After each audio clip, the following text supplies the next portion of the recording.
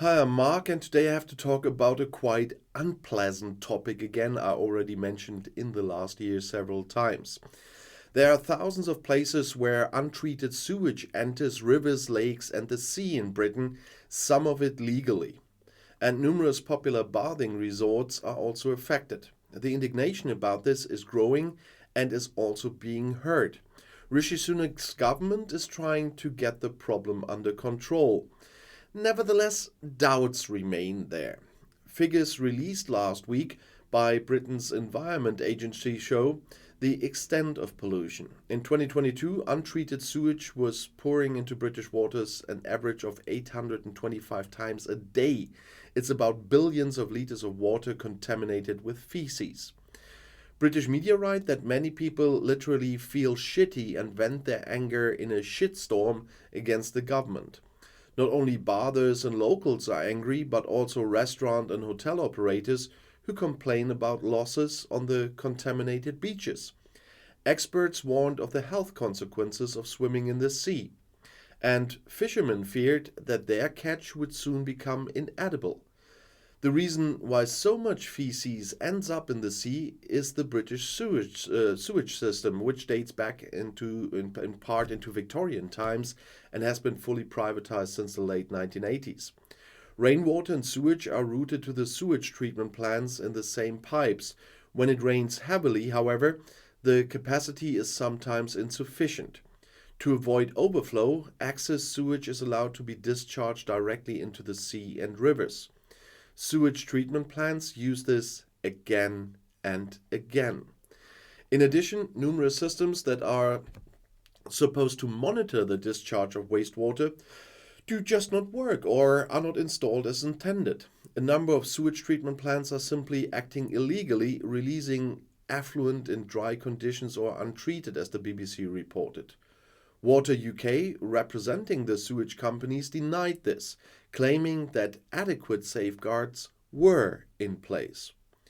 The Conservative Party is identified by critics as the main culprit. In autumn 2021, the Tories refused to amend the environmental law that would have required water companies to stop pumping wastewater into rivers.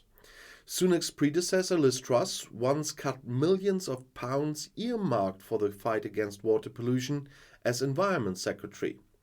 Truss' campaign manager was the current Environment Minister, Therese Coffey. Labour leader Sir Keir Starmer said the government had allowed waterways to be used as sewers. He was disgusted by what's going on, he said, and Britain needs a good plan to solve the problem.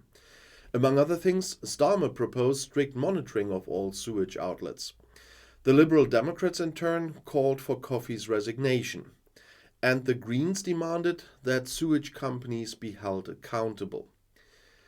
Some see another reason for the contaminated beaches, and they see it in Brexit. Even before the vote on leaving the EU in 2016, environmental groups had warned that the government could water down environmental regulations after Brexit. Only strict EU laws and pressure from Brussels would have led to water and air in Great Britain becoming cleaner. That was said by Stanley Johnson, the father of ex-Prime Minister Boris Johnson. And now the environmental activist blames the government for the situation.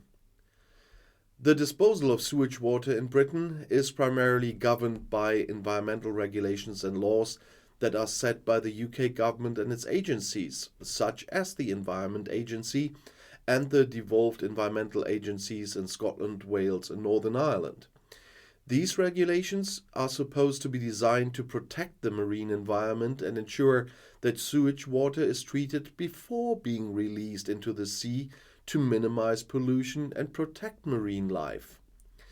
Brexit has had implications for the UK's environmental policies, as it has resulted in changes to the regulatory framework that governs various aspects of environmental protection, including water quality, waste management, and pollution control. After Brexit, the UK is no longer bound by EU environmental regulations, and it has the flexibility to develop its own environmental policies and standards, even to the worse. However, the UK is also committed to maintaining high environmental standards and has incorporated many EU environmental regulations into domestic law through the European Union Act of 2018, but they changed a lot since then. It's worth noting that Brexit is a complex and multifaceted event that has wide-ranging implications across various sectors, and its relationship with sewage water disposal in Britain might be indirect and primarily through the broader changes to the UK's environmental policy landscape, but it's there. The disposal of sewage water in Britain is, as I said, primarily regulated by domestic laws and regulations, which are subject to ongoing developments and updates by the UK government and its agencies, and they updated them down. Sewage water that is not properly treated before being released into the sea can pose risks to both fish and humans. Sewage typically contains various contaminants, including bacteria, viruses, nutrients, chemicals, and solid particles, which can have negative impacts on marine ecosystems and human health. For fish and other aquatic organisms, exposure to untreated sewage water can result in several detrimental effects. Sewage can deplete oxygen levels in the water, leading to reduced oxygen availability for fish and other aquatic organisms, which may result in fish kills or other negative impacts on marine life. Sewage can also introduce pathogens into the marine environment, which can cause diseases in fish, disrupt aquatic ecosystems, and lead to declines in fish populations. Additionally, the excess nutrients in sewage, such as nitrogen and phosphorus, can cause eutrophication, which can lead to oxygen depletion, algal blooms, and changes in marine biodiversity. For humans, contact with untreated sewage water in the sea can pose health risks. Sewage can contain harmful bacteria, viruses, and other pathogens that can cause waterborne diseases, such as gastroenteritis, hepatitis, and skin infections if people come into contact with the contaminated water while swimming or while they're surfing or engaging in other recreational activities.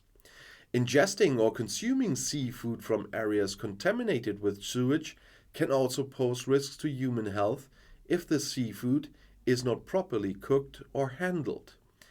It's important to note that properly treated sewage water, in accordance with appropriate regulations and standards, is typically not harmful to fish or human health. Sewage treatment processes are designed to remove or reduce contaminants to acceptable levels before releasing treated water into the environment, and that to minimize the risks to both marine ecosystems and public health.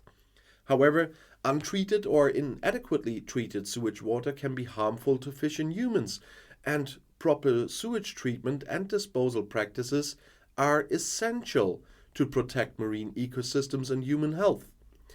Amid mounting pressure, Coffee on Tuesday announced a package of measures to improve water quality, including threatening unlimited fines if water companies fail to comply with environmental regulations. In addition, wet wipes are to be largely banned. They are said to be one of the main problems in the often dilapidated canal system, leading to the formation of sometimes huge mountains of fat that clog the canals. Tories fear the issue will cost them dearly in the forthcoming local election in May. A recent poll of party members found that coffee was the least popular of all 31 cabinet members, according to Politico. She's under fire for a number of reasons, not just the sanitation problem, but also failures to cut carbon emissions and her tensions with the National Farmers Union over potential barriers to intensive farming, especially chicken farms.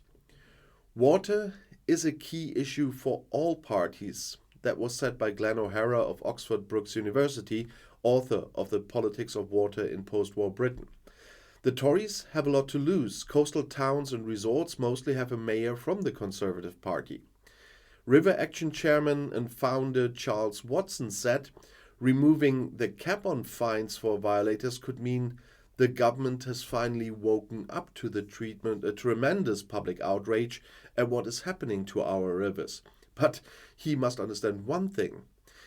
It is only parts that are caused by illegal disposal of sewage water. The bigger problem are the legally disposed sewage waters into the seas and rivers.